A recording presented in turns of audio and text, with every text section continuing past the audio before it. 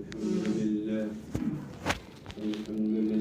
نحمده ونستعينه ونستغفره ونؤمن به ونتوكل عليه ونعوذ بالله من شرور أنفسنا ومن سيئات أعمالنا من يهده الله فلا مضل له ومن يضلله فلا هادي له ونشهد أن لا إله إلا الله وحده لا شريك له ونشهد أن سيدنا ونبينا وحبيبنا وكريمنا ومرشدنا ومولانا محمدا عبده ورسوله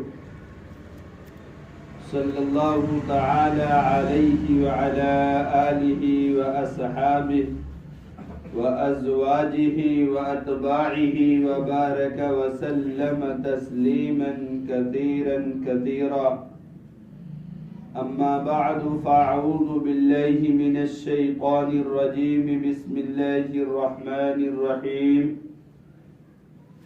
إن الذين قالوا ربنا الله ثم استقاموا تتنزل عليهم الملائكة ألا تخافوا ولا تحزنوا وأبشروا بالجنة التي كنتم توعدون صدق الله العظيم। मुहतरम बुजुर्गों और दोस्तों, कुरान मुक़द्दस की जो आयत करीमा तिलावत किया है, इसके अंदर अल्लाह सुब्हानहू व तआला ने इस्तिकामत के ताल्लुक से बयान फरमाया है कि सबसे बड़ी चीज हमारे और आपके लिए इस्तिकामत है। इस्तिकामत बिल ईमान, इस्तिकामत बिल अमल, या जो भी काम हम करते हैं सब में इस्तिकामत होनी चाहिए। और इस्तिकामत करामत से भी बढ़ी हुई है। अल इस्तिकामतु फौकल करामत, इस्तिकामत जो है करामत से भी बढ़ी है। एक बुजुर्ग थे, उनके यहाँ एक आदमी गया और तकरीबन 40 दिन या उससे कमोबेश रहा, और इस अंदाज में रहा आजमाने के लिए कि देखें हजरत कौन सी करामत दिखलाते हैं। लेकिन 30-40 दिन के अंदर उसको कोई करामत हजरत से नजर नहीं आई। तो वो जाने लगा, थोड़ा से मायूस था। जब मिलने लगा तो हजरत से जब बात हुई तो हजरत से उसने जिक्र किया कि हजरत, मैंने सोचा था कि कोई नई करामत आपसे सादिर होगी, देखेंगे, लेकिन आपके यहाँ कोई करामत हमने नहीं देखी। तो हजरत ने उससे पूछा कि ये बतलाओ, तुम इतने दिन रहे यहाँ, कोई अमल हमारा सुन्नत के खिलाफ देखे हो?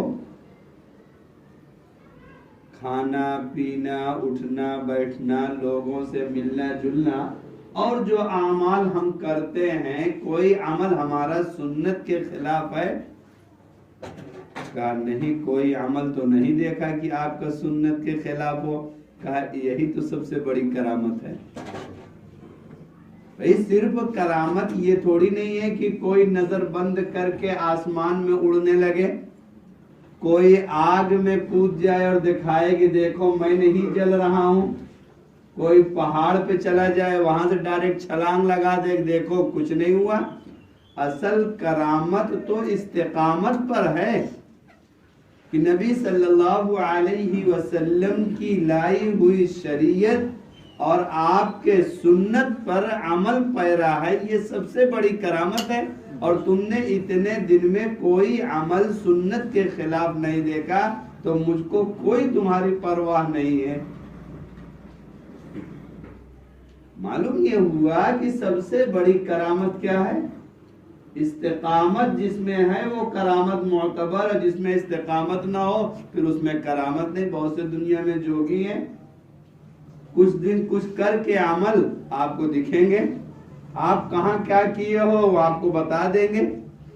अब मालूम हुआ कि शरीयत और सुन्नत से बहुत दूर है, तो वो करामत भी करामत ही नहीं सही मानो में। कुरान में तो अल्लाह ताला ने बयान फरमाया, इन्नल लज़ीना क़ालू रब्बुनल्लाह, यकीनन वो लोग जिन्होंने कहा हमारा रब अल्लाह है, सुम्मस्तकामू, और फिर उसी पर डटे रहे। अल्लाह के नबी सल्लल्लाहु अलैहि वसल्लम फरमाते हैं, शय्यबतनी हूद, कि मुझे सूरह हूद ने बूढ़ा कर दिया। क्यों? सूरह हूद में जब आयत नाजिल हुई, फस्तकीम कमा उमिरता, कि आप मुस्तकीम हो जाइए जैसा कि हुक्म दिया। तो मुस्तकीम के माना है बिल्कुल सीधा होना, किसी तरफ न झुकना। तो अल्लाह के रसूल सल्लल्लाहु अलैहि वसल्लम खुद फरमाते हैं, शय्यबतनी सूरह हूद, मुझे सूरह हूद की इस आयत ने बूढ़ा कर दिया। तो मालूम ये हुआ कि सबसे अहम चीज इस्तिकामत है। जैसे कभी सुना होगा कि एक जमाने में सऊदी में बहुत से लोगों का बहुत नुकसान हो गया, तो हम लोग तो सिर्फ 24 घंटा उनकी खामियां और बुराइयों पर ही नजर रखते हैं। जब बहुत नुकसान हो गया तो उस वक्त के इमाम ने खुतबा दिया था कि अभी तो तुम्हारा ईमान बाकी है, तुम्हारा दिल बाकी है, माली नुकसान हो गया, ठीक है परेशान होना चाहिए, लेकिन अब इतना भी परेशान ना हो कि सब चीजें तुम छोड़ बैठो और अल्लाह के अहकाम को पसे पुष्ट डाल के एकदम से नाउम्मीद हो जाओ। जो खुदा कल दिया था वो खुदा कल तुमको फिर दे देगा। तो मालूम ये हुआ कि नफा और नुकसान दुनिया में होता रहता है, कभी फायदा होगा कभी नुकसान होगा, कभी बीमारी आएगी कभी परेशानी आएगी, कभी एक्सीडेंट होगा, कभी बिजली का तार टूटेगा। तो दुनिया में कुछ न कुछ होता ही रहेगा। और अल्लाह तबारक व तआला ने जब इम्तिहान के लिए दुनिया में पैदा किया है तो जाहिर सी बात है कि इम्तिहान होगा। हम लोगों के यहाँ बहुत से लोग कहते हैं, अरे जितना नमाज रोजा करते हैं, जितना बचते हैं उतने पकड़ आती है। हसनातुल अबरार सय्यिआतुल मुकर्रबीन, जो जितना करीबी होता है उसकी अदना सी चीज पर उसकी पकड़ हो जाती है। दूसरे आदमी को आप कह दीजिए एक गिलास पानी ले आओ, ना ले आए आपको कोई तकलीफ नहीं, भाई नहीं लाया नहीं लाया। लेकिन आप अपने बेटे को जिसका खर्चा बर्दाश्त करते हैं, पढ़ाई लिखाई सारा सब कुछ करते हैं, और उससे कहते बेटा एक गिलास पानी लेते आओ, और कहते मैं नहीं लाऊंगा, कोई वजह भी ना हो, तो आपको कितनी तकलीफ होगी? उतनी तकलीफ होगी जितनी दूसरे से हुई, फर्क हो जाएगा आपकी तकलीफ में। वही मामला आप किसी अपने खादिम को रखे हुए हो, तनख्वाह देते हो, उसी सब काम के लिए रखे हो, और फिर उससे कोई काम कहे वो आपको राय बताने लगे कि इस वक्त पानी ये नहीं वो नहीं, तो आपको कितना गुस्सा आएगा। तो ऐसे ही ये सोचना कि नेक लोग हैं, इनको दुनिया में कोई परेशानी ना आएगी, ये तो पागलपन की बात है। क्यों सोचा? भाई नबी सल्लल्लाहु अलैहि वसल्लम तबलीग करने गए, नबी सल्लल्लाहु अलैहि वसल्लम गज़वात में गए, जब आपको तकलीफें आई हैं तो आपकी उम्मत को क्यों नहीं आएगी? हाँ, फर्क एक बुजुर्ग से ये पूछा कि हजरत हम कैसे समझें कि जब हम पर कोई मुसीबत आती है तो हम ये समझें कि अल्लाह ताला की जानिब से आजमाइश है, या मुसीबत भी हमारे लिए नेमत हो जाएगी।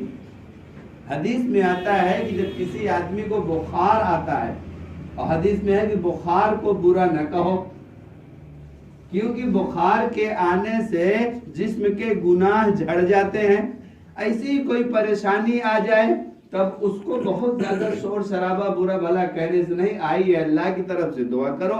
बाद बुजुर्गों ने फरमाया कि देखो परेशानी भी अल्लाह ही की नेमत है और खुशहाली भी नेमत है, तो अल्लाह से कहो कि ऐ अल्लाह ये वाली नेमत हम नहीं संभाल पा रहे हैं, हमको वाली नेमत दे दीजिए। क्योंकि मोमिन का अजबन लि अमरिल मोमिन, मोमिन का तो मामला ही अजीब है। जब कोई परेशानी आती है सब्र किया तो भी जन्नत में इसके दर्जात बुलंद होते हैं, नेमत आती है, शकरा शुक्र अदा किया तो भी जन्नत के दर्जात इसके बुलंद होते हैं। जैसे हयातुल हैवान में एक वाकया लिखा है कि एक आदमी था निहायत बदसूरत और उसकी बीवी थी निहायत खूबसूरत। उसके बदसूरती का कोई जोड़ नहीं था और उसके खूबसूरती का कोई जोड़ नहीं था। दोनों एक दिन घर पर बैठे हुए थे तो शौहर कह रहा है अपनी बीवी से कि बेगम हम और आप जो है दोनों जन्नत में होंगे, मजे उड़ा रहे होंगे। तो बेगम ने कहा कैसे? कहा देखो अल्लाह ताला ने कहा है कि हम जन्नत जो देंगे तो साबिर को देंगे और शाकिर को देंगे। तो तुम मेरे जैसे बदसूरत आदमी को पाके सब्र कर रही हो कि खुदा ने जो मुकद्दर में कर दिया था वो तुम निभा रही हो, उसी पर राजी हो, खुश हो, तो तुम साबिरा हो गई।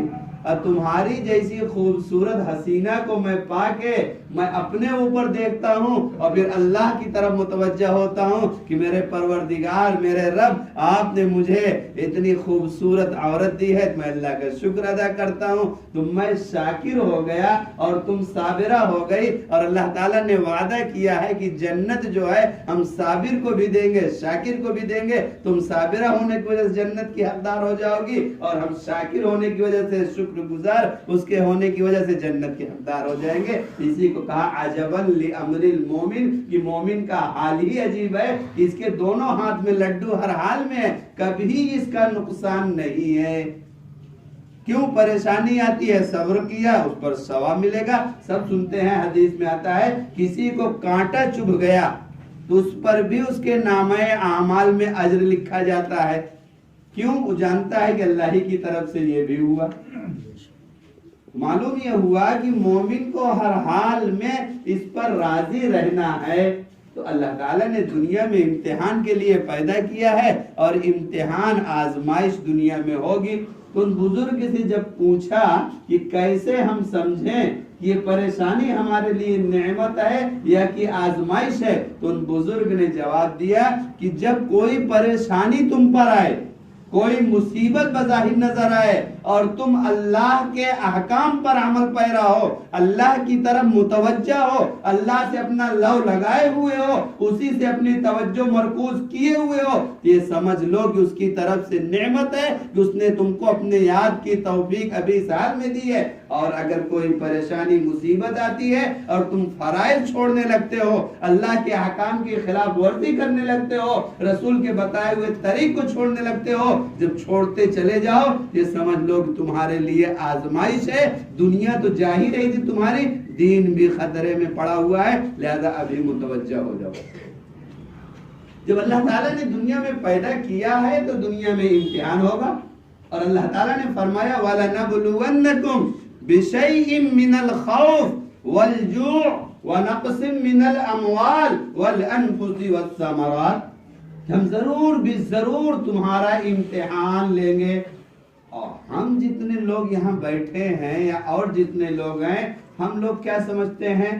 कोई हमारे ऊपर आजमाइश ना आए, हमारे ऊपर ठंडी का असर न पड़े, गर्मी का असर न पड़े, बारिश के कीचड़ हमारे पाँव में न लगे, इतना बेहतरीन अंजलना माइदतम मिनस समा हो कि सारी जरूरियात हमारी पूरी हो जाए और हम चाहे जैसे मनमानी जिंदगी गुजारे। और इधर आंख बंद होने से पहले पहले फरिश्ते टिकट लेके आ जाए हमारे पास कि जल्दी से इधर से चलो, ये जन्नत तुम्हारे इंतजार में बैठी हुई है। ये हम अपना एक तज्जिया बता रहे हैं, जो हमारे आमाल और जो हमारे अक़वाल होते हैं और जो हम होटलों में बैठ के तबसरे बाजियां करते हैं, हम जरा जोड़ें अपने आप को। मैं भी कभी कभी होटलों में बैठता हूं तो देखता हूं कि वही तबसरा होता है कि फला इमाम ऐसा है, फला मौलवी ऐसा है, और वही बैठा हुआ इमाम जाता है नमाज पढ़ाने के लिए, और जो इमाम पर तबसरा कर रहा होता है फर्ज नमाज छोड़ के उसी चाय की दुकान पे बैठा हुआ होता है और दूसरे की ईमान के बारे में उसको बेचारे को फिक्र लगी रहती है, दूसरे के अमाल की उसको फिक्र लगी रहती है। फर्ज छोड़ के चाय की दुकान पे बैठा हुआ है, गुटखा खाए पान खाए बैठा हुआ है और दूसरों पे तबसरेबाजियां करता रहता है। ये कौन सा ईमान है? और याद कितना रहता है? याद इतना रहता है कि हदीस में आता है कि कल कयामत के दिन सबसे पहले मौलवी जहन्नम में फेंक दिया जाएगा, ये बताने के लिए होटलों पे। आगे की हदीसें नहीं सुनता। ये सब ईमानी कमजोरी है, शैतानी धोखा है। अल्लाह ताला ने इम्तिहान के लिए दुनिया में उलमा को भी पैदा किया है, अवाम को भी पैदा किया है। जितने लोग हैं सबका इम्तिहान होगा, अंदाज अलग अलग। अल्लाह ने फरमाया वलनबलुवन्नकुम बिशैइन मिनल खौफ, हम तुम्हारा इम्तिहान लेंगे, खौफ व हिरासत का माहौल बना देंगे। हर तरफ से तुमको डर ही डर नजर रहेगा, हर तरफ से अपने जान माल अपनी इज्जत आबरू पर खतरा ही खतरा महसूस करोगे और मुसीबत के बादल चौतरफा तुमको नजर आते रहेंगे। लेकिन उस मुसीबत के वक्त भी अगर तुमने हम पर तवक्कुल किया और कहा हस्बुनल्लाहु व निअमल वकील व निअमल मौला व निअमन नसीर, कि हमारे लिए चाहे जितने तैयार हो जाए खिलाफ में, लेकिन हमारा अल्लाह हमारे लिए काफी है, वही हमारा बेहतरीन कारसाज है, वही हमारा मौला है, वही हमारा हकीकी रब है, तो अल्लाह फिर ऐसे हटा देगा उन मुसीबत के बादलों को कि कोई तसव्वुर भी नहीं कर पाएगा। आखिर हुआ नहीं है क्या? 313 या 320 बद्र में थे और 3000 4000 थे। गज़वे खंदक के मौका, सुलह हुदैबिया के मौके पर कैसे कैसे हालात आए हैं। क्या इस्लाम खत्म हो गया? इस्लाम के मानने वाले खत्म हो गए? लेकिन हाँ, इतनी बात है कि जब से दुनिया बनी है और जब तक दुनिया रहेगी तकरीबन हर जमाने में अच्छे और बुरे रहेंगे, अच्छे बुरे हर जमाने में रहेंगे। हम क्या समझते हैं, चौतरफा माहौल एकदम से अच्छा हो जाए तो हम नमाज पढ़ने लगे, चौतरफा सब माहौल अच्छा हो जाए तो हम ज़कात देने लगे, चौतरफा सब माहौल अच्छा हो जाए तो खुश अखलाकी से एक दूसरे से मिलने लगेंगे, चौतरफा सब माहौल अच्छा हो जाए तो हम एक दूसरे की रियायत करने लगेंगे। ये कैसे होगा? जब नबी सल्लल्लाहु अलैहि वसल्लम अपने जमाने के ताल्लुक से फरमा रहे हैं खैरुल कुरूनी करनी सुम्मल लदीन यलूनहुम सुम्मल लदीन यलूनहुम, कि सबसे बेहतर मेरा जमाना है, फिर उसके बाद का जमाना, फिर उसके बाद का जमाना, फिर उसके बाद का जमाना। इसीलिए आता है कि एक रोटी बेचने वाला रोटी बेचता था तो ताजी रोटी 1 रुपए में बेचता था और बासी रोटी 2 रुपए में बेचता था। किसी ने कहा मियाँ ताजी रोटी तुम 1 रुपए में बेचते हो, बासी रोटी 2 रुपए में क्यों बेचते हो? कहा इसलिए कि जो ताजी रोटी है इसका जमाना हुजूर सल्लल्लाहु अलैहि वसल्लम के जमाने से दूर हो गया है, और जो बासी रोटी है इसका जमाना हुजूर सल्लल्लाहु अलैहि वसल्लम के जमाने से करीब है, इसको कुर्ब हासिल है इसलिए इसकी कीमत ज्यादा है, और इसको बोध हासिल है इसलिए इसका कीमत कम है। जैसे एक आदमी दुनिया के अंदर था, वो क्या करता था, लोगों की फटी नोट ले लेता था, अब बट्टा भी नहीं लगाता था, जितना लेता था उतना दे देता था। जब उसका इंतकाल हो गया तो उससे जब पूछा गया कि तूने क्या अमल किया, कहा मेरे बहुत से अमाल तो नहीं है अल्लाह, लेकिन तेरे बंदों की पुरानी और फटी नोटें मैं ले लेता था और अपनी तरफ से अच्छी अच्छी नोटें दे दिया करता था। तो अल्लाह ताला की रहमत जोश में आएगी कि मेरा एक बंदा होकर मेरे बंदे पर इतना तरस खाया कि लोगों की फटी पुरानी नोटें ले लेता है और अपने पास से अच्छी नोटें दे देता है। फरिश्तों को हुक्म होगा कि फरिश्तों जितने इसके बुरे अमाल हैं सबको अच्छाइयों में तब्दील कर दो, क्योंकि मेरी मखलूक होकर मेरी मखलूक पर तरस खाया है, उनकी पुरानी और फटी नोटें लिया है, लिहाजा इसके तमाम बुरे अमाल को अच्छा कर दो। इसी को कहते हैं युबद्दिलुल्लाहु सय्यिआतिहिम हसनात, कि अल्लाह तबारक व तआला लोगों की बुराइयों को, लोगों के गुनाहों को अच्छाइयों में तब्दील कर देते हैं। आता है कि एक बंदा आएगा, उसका सब मामला अटे पटे हो जाएगा तो कहेगा, जब माफी का दौर चलता रहेगा, कहेगा ए अल्लाह मैंने फला गुनाह किया था उस पर मुझे अज्र नहीं मिला है। क्यों?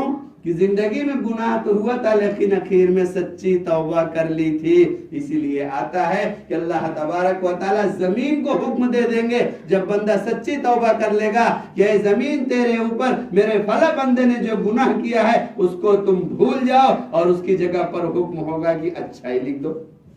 युबद्दिलुल्लाहु सय्यिआतिहिम हसनात। तो अल्लाह तबारक व तआला इम्तिहान लेंगे हालात को इस तरह से खराब करके, जैसे हम सब देख रहे हैं, वलनबलुवन्नकुम बिशैइन मिनल खौफ वल जू', भूखमरी आ जाएगी चारों तरफ से, रोजी बंद हो जाएगी, बारिश रुक जाएगी, सब होगी, लेकिन बंदा फिर उस वक्त भी रहेगा वैसे हाल में, अल्लाह ही के अहकाम पर राजी और उसके अहकाम पर अमल पैरा होगा, तो फिर उसके लिए तमाम चीजें खोल दी जाएंगी। दुनिया में हुआ ना, यूसुफ अलैहिस्सलाम के जमाना में 7 साल बारिश नहीं हुई, उससे पहले 7 साल बारिश हुई थी, पैदा हुआ था, गल्ला वगैरह सब रखा हुआ था, सब लोग खाते रहे, फिर अल्लाह ताला ने मुसीबत के दिन टाल दिए। वलनबलुवन्नकुम बिशैइन मिनल खौफ वल जू' व नक़सिम मिनल अमवाल, और लोगों के मालों को मैं कम करके इम्तिहान लूंगा।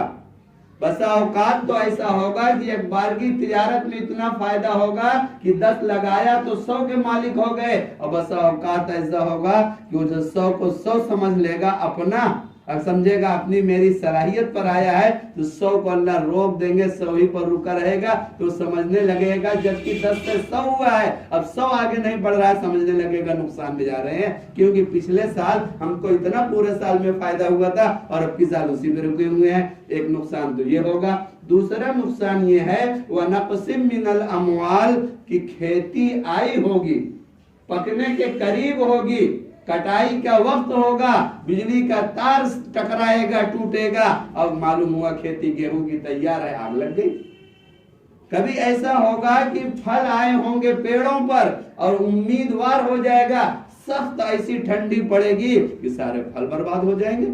वनक़सिम मिनल अमवाल, और कभी ऐसा होगा कि इंसान के सामने उसकी जवान औलाद इंतकाल कर जाएगी, ये भी तो नुकसान है। वनक़सिम मिनल अमवाल, भाई इससे बढ़कर आदमी के लिए और क्या परेशानी हो कि आदमी बूढ़ा 80 साल का पड़ा हुआ हो और बेटा उसका दवा लेने जा रहा हो और एक्सीडेंट हो गया, मालूम पड़ा उसका इंतकाल हो गया, तो जाहिर सी बात है उस बूढ़े के लिए इससे ज्यादा और क्या तकलीफ की बात होगी। वनक़सिम मिनल अमवाल वल अनफुसी वस्समरात, और हम उनके फलों को कम कर देंगे। लेकिन इन तमाम हालात में जब बंदा कहेगा इन्नल्लज़ीना क़ालू रब्बुनल्लाह, कि मेरा रब अल्लाह है, सुम्मा इस्तक़ामू, और फिर उसी पर डटा रहेगा, तो दुनिया से जाने से पहले हजरत हसन बसरी रहमतुल्लाह अलैह फरमाते हैं कि दुनिया में अभी है, जाने की तैयारी हो रही है, लेकिन अब उसके बाद दुनिया में किसी फर्द से उसको बात करने की इजाजत नहीं होगी, फरिश्ता आ जाएगा।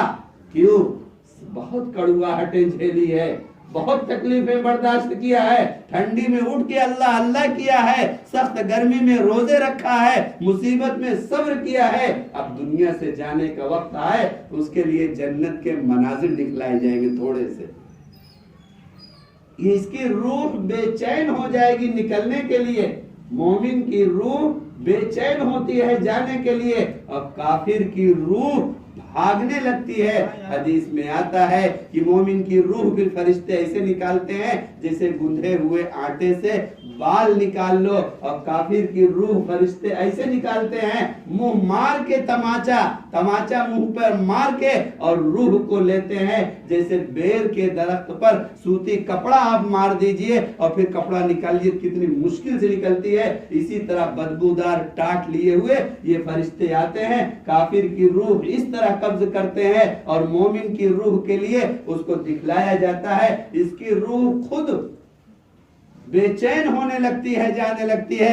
हजरत हाजी इमदादुल्लाह मुहाजिर मक्की रहमतुल्लाह अलैह से पूछा गया कि मौत तो सबको नागवार है, अल मौत जसरुन युसिलुल हबीब इलल हबीबी, कि मौत तो पुल है जो बंदे को उसके रब से मिलाती है, लेकिन मौत को तो हर आदमी नापसंद करता है। और हदीस में आता है मन अहब्ब लिक़ा अल्लाहि अहब्बल्लाहु ला, जो अल्लाह की मुलाकात को पसंद करता है अल्लाह उसकी मुलाकात को पसंद करता है, और मुलाकात का जरिया मौत है, और मौत को कौन पसंद करता है? हजरत हाजी इमदादुल्लाह मुहाजिर मक्की रहमतुल्लाह अलैह ने फरमाया कि एतबार आखिर वक्त का होता है। मोमिन के सामने जब जन्नत के मनाजिर दिखलाए जाते हैं, इसकी रूह राजी हो जाती है जाने के लिए। इसीलिए आया अद दुनिया सिजनुल मोमिन, दुनिया मोमिन के लिए कैद खाना है, उसको जन्नत की बशारत यही दे दी जाती है दुनिया ही में। इन्नल्लज़ीना क़ालू रब्बुनल्लाह, यकीनन वो लोग जो कहते हैं मेरा रब अल्लाह है,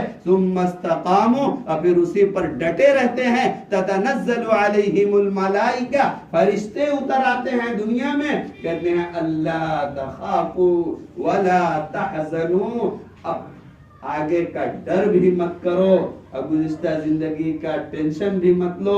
अल्ला तख़ाफू वला तहज़नू व अबशिरू बिल जन्नति लती कुंतुम तुअदून, बशारत ले लो, खुशखबरी ले लो उस जन्नत की जिसका तुमसे वादा किया गया है। वो तो मिसाल बेआईनी ही नहीं हो सकती, लेकिन एक मिसाल यूं समझी जा सकती है बतौर मिसाल के कि आप कहीं बारात में जब जाते हैं और मालूम है फला जगह 10 आदमी आपके इस्तेकबाल के लिए खड़े हैं और अच्छी अच्छी गाड़ियां एयर कंडीशन की है, तो आपको जाने में कितना लुत्फ आता है। और आप कहीं जा रहे हो, कोई पहचान का ना हो, वहां कहाँ खड़ा होंगे, कहाँ बैठेंगे, उससे पहले आपकी रूह परेशान होगी।